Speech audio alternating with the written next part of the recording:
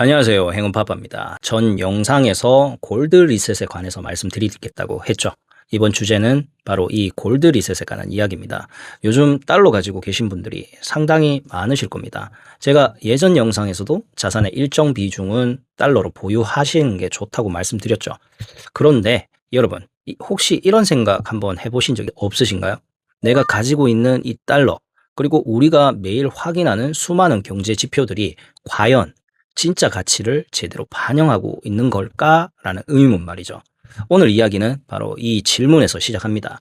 2026년 2월 현재 미국의 국가 부채는 38조 5천억 달러, 우리 돈으로 약 5경 6,400조 원이라는 인류 역사상 전례가 없는 숫자를 기록하고 있습니다. 이 빚은 지금 이 순간에도 멈추지 않고 불어나고 있죠. 1초에 약 9만 달러씩 늘어나는 이 거대한 빚더미 위에서 달러 패권은 소리 없이 균열되고 있습니다. 그런데 이런 상황 속에서도 미 재무부의 장부 한 구석에는 상식적으로 도저히 납득하기 어려운 숫자 하나가 아직 그대로 적혀 있습니다.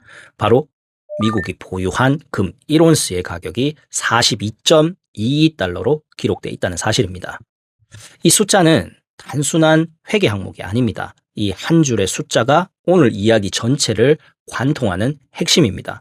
이 금 가격은 1973년 이후 무려 50년 넘게 단 한 번도 바뀐 적이 없었습니다. 불과 며칠 전인 2026년 1월 말 국제 금 시세는 온스당 5,600달러를 넘어서며 사상 최고치를 경신했습니다. 이후 시장 변동성 속에서도 현재 4,800달러 선을 유지하고 있습니다. 현실의 금 가격은 이미 전혀 다른 세상에 와 있는 겁니다. 그런데도 미국은 왜 여전히 1온스를 42.22달러라는 과거의 가격으로 장부에 적어두고 있는 걸까요? 이 질문에 대한 답이 바로 골드 리셋의 출발점입니다. 바로 이 지점에서 미국의 장부와 현실 세계 사이에서 도저히 무시할 수 없는 거대한 간극이 존재합니다. 미 재무부가 보유한 금은 켄터키주 포토녹스와 뉴욕 연방준비은행 지하금고에 잠든 총 8,133톤, 이를 온스로 환산하면 약 2억 6,150만 온스에 달합니다. 그리고 바로 이 금이 아직도 온스당 42.22달러로 기록되어 있는 겁니다. 하지만 만약 이 금을 현재 시장 가격인 온스당 4,800달러로 다시 계산한다면 무슨 일이 벌어질까요? 단순한 숫자 변경이 아닙니다. 이 자산의 가치는 단숨에 약 1조 3천억 달러, 우리 돈으로 약 1,800조 원이 넘는 초대형 자산으로 변신하게 됩니다. 아무것도 새로 캐지도 않았고 아무에게도 세금을 더 걷지 않았으며 달러를 한 장도 찍지 않았습니다. 그런데도 장부 위에 숫자 하나만으로 미국의 1조 달러가 넘는 자산을 손에 쥐게 되는 겁니다.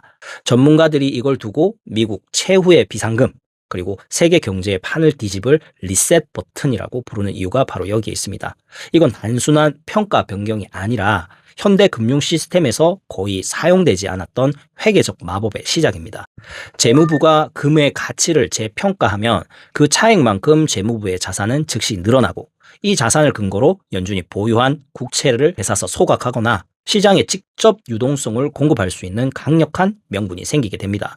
중요한 건 이 과정이 의회의 복잡한 예산 승인 절차를 거치지 않아도 이론적으로 가능하다는 점입니다. 이 지점에서부터 골드 리셋은 단순한 자산 이야기에서 권력의 문제로 성격이 바뀌기 시작합니다. 특히 트럼프 행정부가 연준의 독립성을 노골적으로 압박하면서 통화 주도권을 백악관으로 가져오려는 움직임을 보이고 있는 지금 이 시점에서 이 골드 리셋 카드는 38조 달러가 넘는 부채 위기를 돌파하고 달러의 실물 자산의 신뢰를 강제로 연결하려는 극단적이지만 매우 현실적인 생존 전략이 됩니다. 이제 질문은 가능하냐가 아니라 언제, 어떤 방식으로 쓰느냐로 바뀌게 됩니다. 이쯤에서 이런 반론이 나올 수 있습니다. 이건 너무 극단적인 상황 아니냐? 현대사회에서 그런 일이 가능하겠어? 하지만 미국은 이미 한 번 이와 거의 동일한 선택을 한 적이 있습니다. 지금으로부터 약 90년 전 세계가 대공황의 늪에 빠져있던 1934년입니다. 당시 미국 대통령은 프랭클린 루즈벨트였습니다. 당시 상황에서는 지금보다 더하면 더했지 결코 덜하지 않았습니다. 루즈벨트는 이 위기를 돌파하기 위해 전례 없는 결단을 내립니다. 바로 모든 미국 시민에게 금 몰수령을 내린 겁니다. 국민들이 보유한 금을 온스당 20.67달러라는 가격에 강제로 걷어들인 뒤 법안이 통과되자마자 그 금의 가격을 단숨에 35달러로 끌어올립니다. 무려 69%의 인상이었습니다. 이 과정에서 정부는 아무런 생산 활동 없이 막대한 차익을 손에 넣게 됩니다. 그리고 그 차익을 기반으로 달러를 찍어내 경제를 풀어 대공황을 버텨냅니다. 이건 이론이 아니라 실제로 역사를 바꾼 정책이었습니다. 그리고 지금 2026년에 미국은 38조 달러가 넘는 부채에 짓눌린 채 또 한 번의 선택의 기로에 서 있습니다. 당시와 지금을 관통하는 공통점은 단 하나입니다. 정상적인 방법으로는 이 부채를 해결할 수 없다는 점입니다. 1934년에 루즈벨트가 증세나 지출 삭감이 아닌 금 가격 조정이라는 회계적인 선택을 했듯이 2026년의 트럼프 역시 고통스러운 정치적 선택을 피할 수 있는 유혹적인 카드 앞에 서 있을 수밖에 없습니다. 현재 미국의 국가 부채는 38조 5,600억 달러를 넘어서며 매일 사상 최고치를 경신하고 있어요. 이 빚은 단순한 숫자가 아니라 정치와 통화, 권력 구조를 뒤흔드는 시한폭탄입니다. 그리고 바로 이 지점에서 골드 리셋은 음모론이 아니라 정치적 선택지로 모습을 바꾸게 됩니다. 결국 골드 리셋은 미국이 더 이상 빚을 늘리지 않고도 부채의 무게를 줄일 수 있는 거의 유일한 선택지이기 때문입니다. 이제 이 이야기는 과거의 역사도 막연한 가능성도 아닙니다. 이미 구체적인 사람, 구체적인 날짜, 구체적인 정책 형태가 등장하고 있기 때문입니다. 그 중심에 있는 인물이 바로 주디 셸턴입니다. 주디 셸턴은 트럼프 대통령의 핵심 경제 고문이자 오랜 기간 달러를 금과 다시 연결해야 한다고 주장해온 대표적인 근본이 옹호론자입니다. 중요한 건 그녀가 새로운 주장을 하고 있다는 점이 아니라 과거에는 받아들여지지 않았던 이 구상이 지금 다시 현실적인 정책 카드로 소환되고 있다는 점입니다. 그녀가 최근 공개적으로 밀고 있는 카드는 단 하나, 바로 금태환 국채입니다. 이 국채는 50년 만기의 장기 국채이지만 만기 시점에 투자자가 원금이나 이자를 달러가 아니라 실물 금으로 돌려받을 수 있는 선택권을 갖게 됩니다. 이 한 줄의 차이가 이 상품을 지금까지의 국채와 완전히 다른 차원으로 끌어올립니다. 지금까지 미국 국채는 미국 정부의 신용을 담보로 해왔습니다. 하지만 금태환 국채는 미국이 실제로 보유한 실물금을 담보로 합니다. 그래서 시장은 이 변화를 신용의 문제가 아니라 담보의 문제로 받아들이기 시작한 겁니다.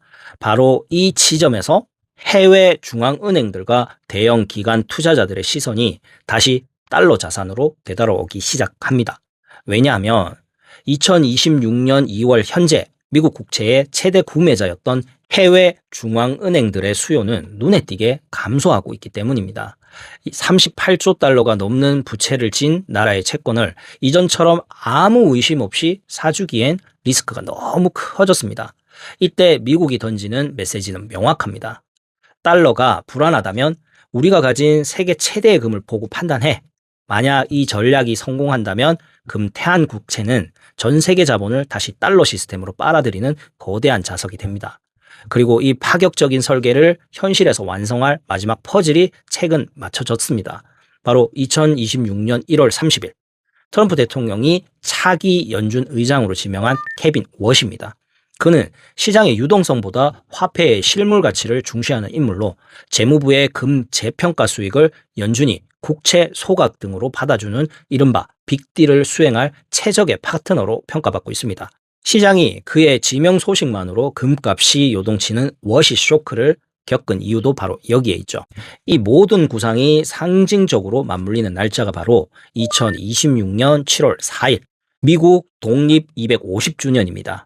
미국 건국의 아버지들이 독립선언서에 서명한 지 250년이 되는 그날 트럼프 행정부는 단순한 기념 행사가 아니라 화폐의 독립을 선언할 명분을 갖게 됩니다. 이제 이 날짜는 우연이 아니라 정치적으로 설계된 타이밍에 가깝습니다. 하지만 이 화려한 골드 리셋의 이면에는 전 세계 자산 시장을 한순간에 얼어붙게 만들 수 있는 치명적인 칼날이 함께 숨겨져 있습니다. 달러가 금에 다시 묶인다는 것은 미국이 더 이상 원하는 만큼 돈을 찍어낼 수 없다는 자기 제약 선언과 다름없기 때문입니다. 금값이 오를수록 미국의 부채 가치는 상대적으로 줄어들겠지만 반대로 시장에 풀리는 유동성은 급격히 말라붙을 수밖에 없습니다. 이 과정은 비트코인 같은 대체 자산에게는 제도권 진입이라는 기회가 될 수도 동시에 강력한 규제와 통제라는 위기가 될 수도 있는 전형적인 양날의 검입니다. 결국 2026년 7월 미국의 선택은 전 세계 모든 자산의 가격표를 다시 쓰게 만드는 거대한 변곡점이 될 가능성이 큽니다. 그리고 이 변화는 주식이나 부동산 같은 투자 자산을 넘어 우리 개개인의 생존 전략까지 뒤흔들게 될 겁니다. 그래서 이 시점에서 우리 같은 개인 투자자들이 반드시 주목해야 할 핵심은 딱 세 가지입니다. 첫 번째, 실물 자산의 기환. 골드 리셋은 단순한 금값 상승이 아닙니다. 자산의 가치 기준이 신용에서 실물로 이동하고 있다는 신호입니다. 금과 은 그리고 디지털 금이라 불리는 비트코인이 제도권 안에서 어떤 위치를 부여받게 될지 끝까지 지켜봐야 합니다. 두 번째, 통화 전쟁의 격화. 미국이 골드 리셋 카드를 꺼내는 순간 이미 막대한 금을 사재기한 중국과 러시아 그리고 브릭스 국가들은 자기들만의 금 기반 통화 체계를 더 빠르게 밀어붙이게 될 겁니다. 이는 환율 변동성을 극대화하고 신흥국 경제에 심각한 충격을 줄 수 있습니다. 물론 이 선택에는 중국이라는 변수가 함께 따라옵니다. 이 골드 리셋이 중국과의 통화 전쟁에서 어떤 리스크를 만들 수 있는지는 이 영상 하나로 다 설명하기에는 꽤 큰 주제이기도 합니다. 그래서 이 부분은 시청자분들의 반응이 좋다면 다음 영상에서 따로 짚어볼 수도 있을 것 같습니다. 이제 시선을 조금 더 우리 쪽으로 돌려보겠습니다. 세 번째, 자산 포트폴리오의 재편. 만약 금태환 국채가 실제로 발행된다면 기존의 국채는 안전자산이라는 공식은 완전히 깨지게 됩니다. 투자자들은 이자가 없는 금이 아니라 이자를 주는 금으로 몰려가게 될 것이고 이 과정에서 전 세계 주식과 부동산 시장의 유동성은 블랙홀처럼 흡수될 수 있습니다. 물론 이 모든 변화가 하루아침에 달러의 종말을 의미하지는 않습니다. 미국은 여전히 세계 최고의 군사력과 기술력을 보유하고 있고 골드 리셋은 달러를 버리기 위한 선택이 아니라 달러를 살리기 위한 최후의 카드이기 때문입니다. 하지만 우리가 분명히 알 수 있는 사실은 지난 50년 동안 당연하게 여겨졌던 신용화폐의 시대가 저물고 있다는 점입니다. 금이라는 고대의 자산이 다시 한번 세계 경제의 중심부로 진입하고 있습니다. 케빈 워시 체제의 연준과 트럼프 행정부의 재무부가 함께 만들어갈 이 회계적 마법이 축제가 될지 재앙이 될지 아직 아무도 단정할 수 없습니다. 하지만 38조 달러의 빚더미 위에서 미국이 선택할 수 있는 길은 그리 많지 않습니다. 그리고 그들이 장부 속 42.22달러라는 낡은 숫자를 지우고 5,000달러라는 현실을 적어 넣는 그 순간 우리는 지금껏 본 적 없는 새로운 금권 정치의 등장을 목격하게 될 겁니다. 그래서 지금은 막연한 공포에 휩싸일 때가 아니라 미국의 장부 속 숫자가 바뀌는 그 순간을 포착해 내 자산을 지키고 나아가 새로운 질서 속에서 기회를 선점할 수 있는 냉철한 해안이 그 어느 때보다 절실한 시점입니다. 오늘 준비한 이야기는 여기까지입니다. 영상이 도움되셨다면 구독, 좋아요 부탁드립니다. 끝까지 시청해 주셔서 감사합니다. 지금까지 이슈와 이슈 채널의 행운파파였습니다.